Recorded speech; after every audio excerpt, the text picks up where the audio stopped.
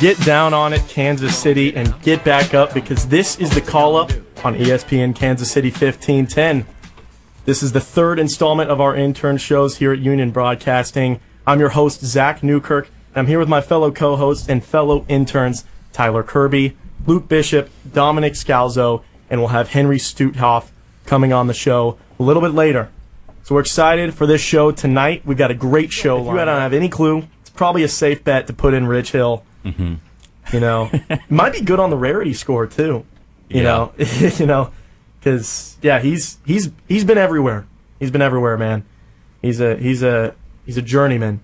But yeah, played college at Michigan, and actually his first team in the majors was the Cubs. So that was kind of cool. That his first start with the Royals obviously came against the Cubs.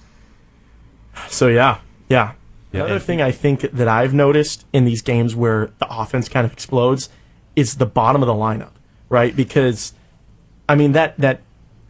sometimes India, but mainly Witt, Garcia, Vinny, Salvi. Yeah, they've been heating up. Our core lineup has been heating up. Especially Salvi. They're pretty consistent. But then when the bottom, like when Rave's able to pitch in, or Caglione hits a homer, or Isbell's getting a hit or two, and again, that's when I feel like we really start to see those explosions. So if we can get more consistency, kind of in the bottom of the lineup, I think the offense could really. I'm a KU fan, and speaking of KU, let's get into some Big 12 football a little bit. So the season is coming up faster than I expected. August 23rd is week 0. KU plays Fresno State in the new stadium. I am thrilled. The stadium looks great. I mean, it's obviously the first phase is done. There's more to come. They're going to take out the second side of the stadium and add those cool lights. But yeah, I mean, you mentioned earlier that the turf looks great. The wheat in the end zone is awesome. And man, I'm just excited to be back there after a year at Arrowhead and Sporting Park. So yeah, I mean, jumping right into kind of my expectations for KU. So it just will be interesting to see if those transfers can pan out, and if a lot of these guys are expected to be really good.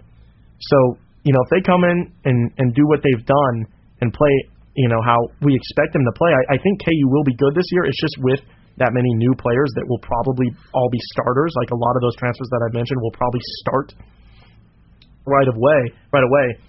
It'll be huge for them to learn the new system and execute, which last year execution was kind of the thing that I think. Now, my number 2 coming in from Baylor, Sawyer Robertson.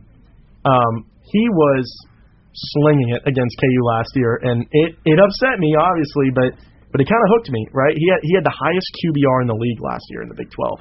And he kind of helped Baylor get back into the Big 12 conversation. He threw for 1,581 yards and 17 touchdowns in the last 6 games, 6-0 finish to the season. He put up 445 yards in the bowl game against LSU. I'm excited to see what he does this year, see if he can have that kind of second half of the season performance the whole year. All right, 100%. Well, thank you, Easton, for calling in. We appreciate it. We're going to go to break here. Yep, we appreciate all your time, Easton. Some great answers from you. Good insight from a former baseball player himself. We're going to go to break here, and then coming up in the final segment of the hour, we're just going to go over the trade deadline a little bit more, and then Royals expectations coming up for the rest of the season. Thank you for tuning in again, and we'll see you after the break.